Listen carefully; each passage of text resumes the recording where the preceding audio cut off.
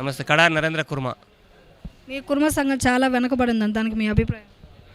కుర్మ సంఘం వెనుకబడలేదు. ఏదైతే మా తెలంగాణ రాష్ట్ర కుర్మ సంఘం ఎగ్గే మల్లేశం గారు ఉన్నారో, ఎమ్మెల్సీ గారు, ఆయన్ని మమ్మల్ని వెనకకేసిండు.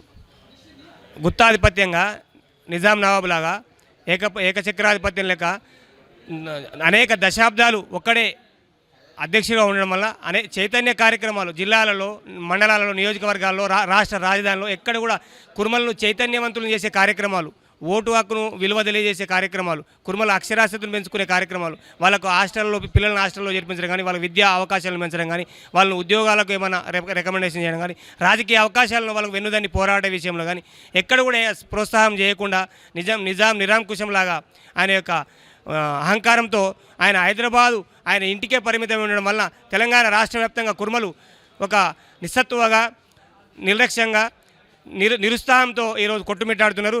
ఖచ్చితంగా ఒక సామాజిక సంస్థ, ఒక సంఘము రాష్ట్ర వ్యాప్తంగా తిరిగి సామాజిక కార్యక్రమాలు చేసి సంఘాన్ని, కుర్మలను చైతన్యం చేస్తే తప్పకుండా కుర్మలు అన్ని రంగాల్లో ముందుకు రావడానికి అవకాశం ఉంది. కుర్మలలో ఒక పట్టుదల ఉంటుంది.